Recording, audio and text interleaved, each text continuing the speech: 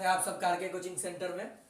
देखिए class 11th का जो फर्स्ट चैप्टर है मैथ्स का वो है सेट, और इसका हम लोग बेसिक समझेंगे कि स्टडी इसको कैसे करेंगे।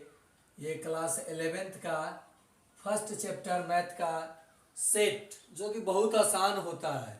ओके, तो सबसे पहले सेट की परिभाषा आप जानिए, और सेट की शुरुआत होती है ट्रिगोमेट्री से, और सेट के फादर है, मतलब सेट को सबसे पहले जर्मन गणितज्ञ जॉर्ज कैंटर ने ट्रिगोमेट्रिक फॉर्म में समझाया था। लेकिन बाद में चलकर सेट की जो समुच्चय की परिभाषा हुई वो हुई सुपरिभाषित वस्तुओं के संग्रह को समुच्चय कहते हैं। क्या कहते हैं? समुच्चय कहते हैं। तो ये हुई परिभाषा, मतलब जो भी चीज, जैसे मान लीजिए 10 प्राकृत संख्याओं का समुच्चय, तो 10 1 2 3 प्रथम 10 तो आप गिन सकते हो, ठीक है। तो ये सुपरिभाषित है। मान लो 10 अच्छे खिलाड़ियों का समुच्चय, तो आप समुच्चय उसको कहोगे क्या? 10 अच्छे।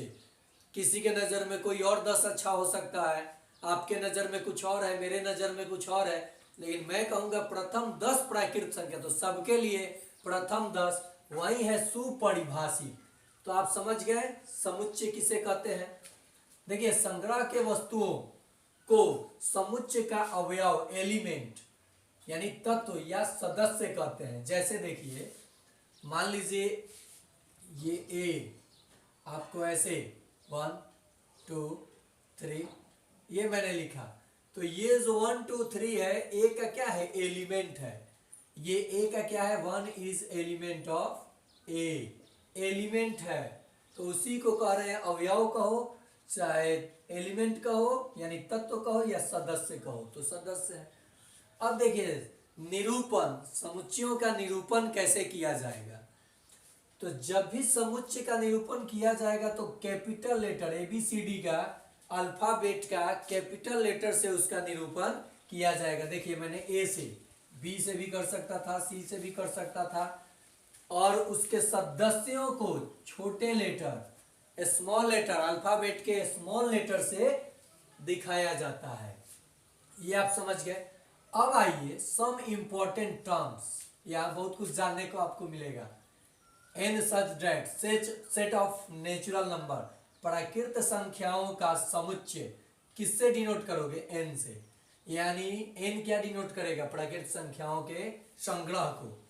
जेड या आई सेट ऑफ इंटीजर्स, पूर्णांकों का समुच्चय। Q set of rational numbers. R set of real numbers.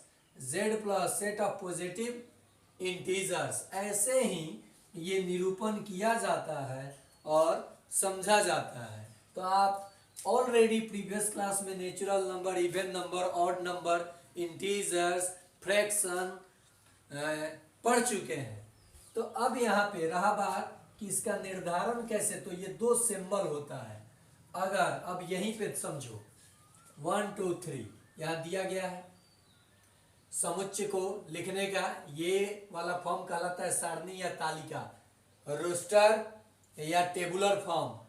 इस फॉर्म को क्या कहा जाता है? रोस्टर या टेबुलर फॉर्म। और देखो प्रतीकात्मक या समुच्चय निर्माण, इसी चीज को आप कैसे लिख सकते थे? ए सच दैट, यहाँ पे x such that x less than, ये आ जाएगा लेस देन या इक्वल टू, यहाँ पे हम लिख देंगे, ये तो ग्रेटर देन हो जाएगा, लेस देन या इक्वल टू 3, ऐसे लिख देंगे जब, तो ये हो जाएगा समुच्चय निर्माण रूप।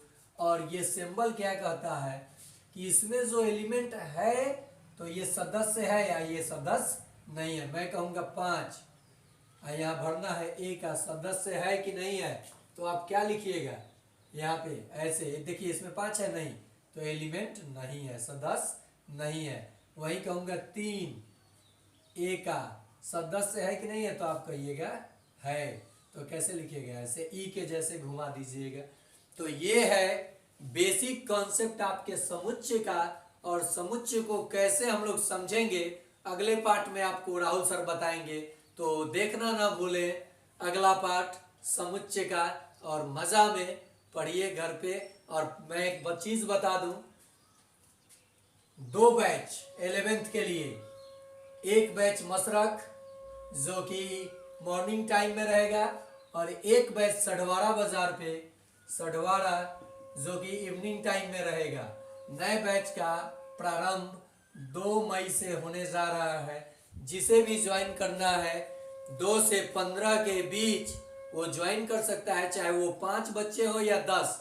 उसके बाद जब सिलेबस चालू हो जाता है तो बीच में किसी का एडमिशन नहीं होगा, चाहे वो जो भी कुछ कर ले।